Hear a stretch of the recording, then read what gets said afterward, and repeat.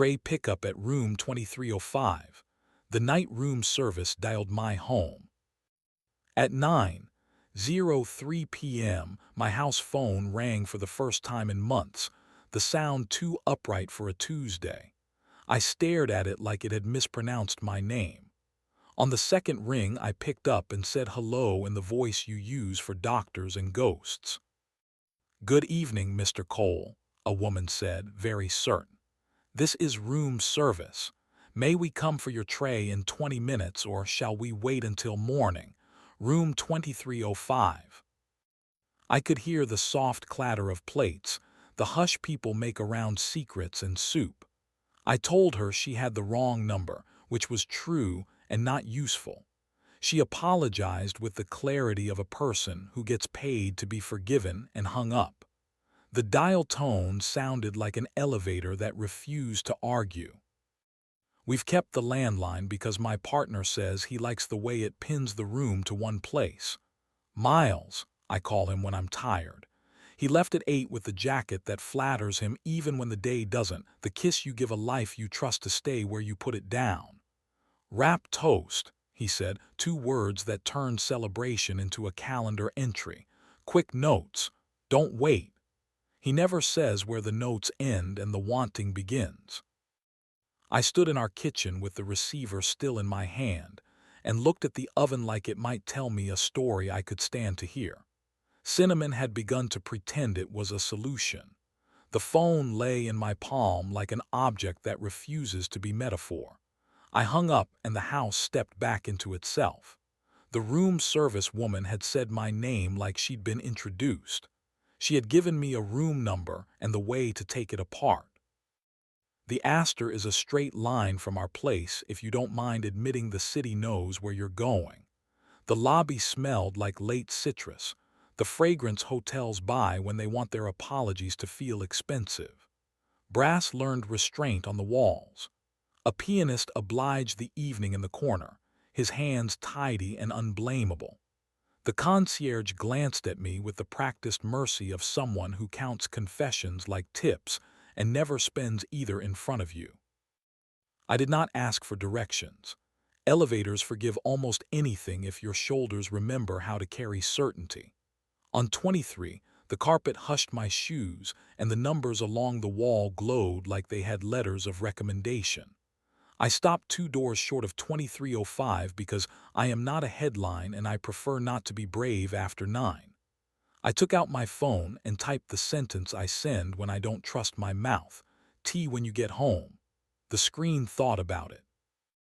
A heart appeared, small and deliberate. Maybe "don't wait" might go late. The handle of 2305 clicked with the kind of confidence metal learns in hotels. A rectangle of warm light widened, a pulse visible on carpet. Miles stepped out with the careful surprise of a man who has rehearsed not being surprising. He pulled the door closed behind him like you close a book you don't plan to finish and leaned his back against it as if it might forgive him for the evening. "Dan," he said, my name with the softness of a receipt. "Room service thinks I'm you," I said. "Humor is the leash I use to keep panic from chasing cars. They wanted my permission to clean up your dinner." He looked at his shoes, the portion of the world where men keep unpracticed honesty. "Not here," he said. He flicked his eyes toward a camera mounted discreetly in the corner and smiled in that tight way our lives have taught him. "There's a smoker's terrace by the service elevator." The terrace was a glass rectangle hovering above ductwork and ambition. A small round table waited like a witness that had been coached to keep its mouth shut. Below us, the city practiced the kind of quiet that lets you hear your own throat. He set both hands on the rail, then opened them as if he were unlocking a plan he didn't want to read. "I lied when I left," he said. The sentence had no more decoration than a knife. Rap happened. People said the version of goodbye you can invoice. And then I told myself I needed 30 minutes with a man who doesn't require me to sound like a plan. "Who?" I asked, though the name was already on the other side of my teeth. Names are handles. You hold one when the room tilts. Adrian, he said, sound. Are you sleeping with him? The question is a cliff. There isn't a scenic route. You take a step and the night learns what sort of man you are. Not yet, he said, clean, quick. He looked at me. Sometimes men say everything with their eyebrows and their breath and the way their mouths admit gravity. I brought my mouth. The air cooled in a way that made the back of my neck honest. Light from the corridor tasted the railing and wandered off. Somewhere below, a door closed like an edited line. Miles stood still. I stood still. We let the work of our chests practice sincerity. You prefer the version of wanting that proves something about you kindness doesn't, I said. I did not make it cruel. I made it true. You treat intimacy as a sport and honesty as off-season training. You prefer to referee, he said. You're good at it, which is unfair and extremely useful. What do you want? I asked. Not tomorrow, not the apology written for daylight. What do you want right now? He stepped closer, and the night remembered we have heat. I could smell skin and soap, and the faint sugar of a dessert he didn't finish. He spoke so quietly the words sat down on my throat. I want to come home and want to be wanted there. I want you to pull me back to our furniture and refuse to let the room be a witness. I want us to be more interesting than whatever this is trying to be. In another story, I walk away and become a man you could applaud. In this one, I reached up and touched his lower lip with my thumb like I was checking a proof. His breath caught and then moved again. All that choreography we pretend isn't erotic because we don't know how to explain it without becoming ridiculous. I let my hand slide to his jaw and then to the back of his neck where his body keeps good secrets. I pulled him to me and kissed him the way you kiss when you want to make sure you still speak the same language. His mouth opened not with hunger but with relief, which can feel like a lie until you're inside it. He moved like a man whose first choice arrived on time. His hands found my waist with a caution that would have been insulting if I'd believed it was for me instead of for the part of himself he was trying not to waste. I backed him gently against the rail and held him there with the kind of pressure that makes a body remember the shape of belonging. My fingers slid under his jacket and then under his shirt to the heat at the small of his back, where his muscles keep their best arguments. He made a sound he only makes when he is surprised by tenderness. The glass beside us reflected two men behaving like a decision in a room that shrugged and let us. He pressed his mouth to my throat the way a pledge learns to kneel, and for a second I forgot I was fixing anything. We didn't undress each other. We did not ruin anything housekeeping would notice. We were careful with the part of the evening that asked to be borrowed. He came up for air and closed his eyes, and then opened them in a way that let me put my hands back where they had already decided to belong. I kissed him again, and let the kiss slow down until the night could hear us thinking. Come home, I said. We'll do the sentences in the morning.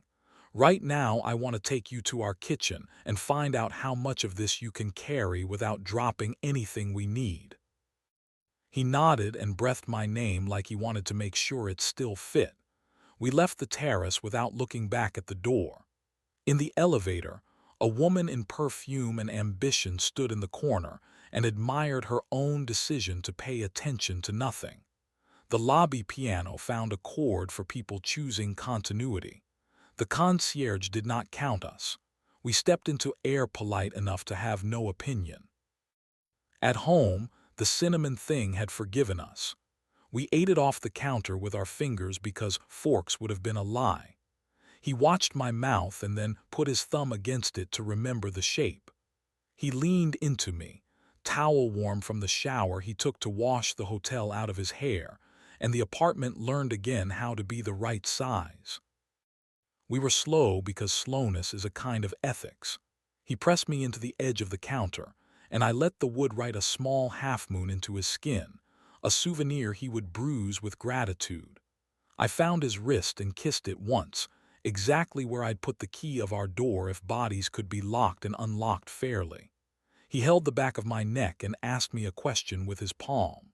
I answered with breath and one hand under his shirt and the other at his hip. I did not say I love you. I said it with the kind of pressure you feel the next day and mistake for something else, until you teach yourself to be honest. We stopped before the room could become an alibi. He put his forehead to mine and laughed in that shaken way that is both hunger and relief. We went to the bed we have learned to ruin and repair. We remembered with care how to close our mouths around each other's names without turning them into currency. Morning waited and we made it wait. I don't know what words make this safe for strangers. I know the sound he makes when he realizes he is allowed to be quiet and wanted at the same time. I know where his shoulder lives when he's trying to avoid telling the truth and how to coax it to speak for him. I know how to keep my hands from writing checks we can't cash by daylight. We slept the sleep that has conditions you promise to read later. The light that woke us was the color of a second chance. He made coffee while I opened windows to let the day draft in. The room service call rested on the landline like a rumor that had run out of charm. In the kitchen, he took a breath and told me the rehearsed version first. Late work ran later. Old friend became new trouble. Hunger and praise collided in a room that thought it knew how to keep secrets.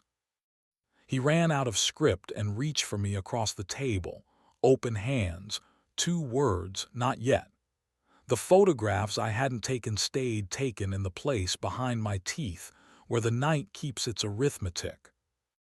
Later, I mean an honest later, after coffee and the walk by the canal where water performs Paris and gets away with it. He told me the version that was heavy enough to be useful. He said he was tired of being interesting for a living and wanted to be wanted like teenagers who don't know how to be beautiful. He said he had imagined my mouth in that room more than once and decided desire could be rehearsal without becoming a performance. He said he was sorry in a way that didn't ask for applause. I didn't forgive him there. Forgiveness is expensive in daylight. I took his hand like a down payment and told him I'd think in full sentences. He smiled in the old way, the one that makes me believe work is not the opposite of love. Days later, I saw Adrian in a lobby that smelled like ambition and lemon. He gave me the small nod men give when they have chosen to be furniture on purpose. He didn't apologize and I didn't deputize. The elevator wrote our names backward and we both understood ourselves just fine. We aren't better men for what happened. We're truer, which is sometimes worse and often worth it. When the landline rings now, I let it. If room service asks for permission, I have a mouth that knows how to say not tonight like a promise and not like a punishment. If a keycard appears where it shouldn't, if a bathrobe belt slips into my hand from a pocket that used to be innocent, if a train sends me a sleeper code with my name spelled correctly, I walk where the night thinks it knows me and let my body bring me home or not. The only doors that still matter are the ones that learn to open from the inside. If we have a trick, it's that. If we are anything worth narrating, it's because we keep practicing the version of wanting that saves us first and then teaches our mouths better grammar.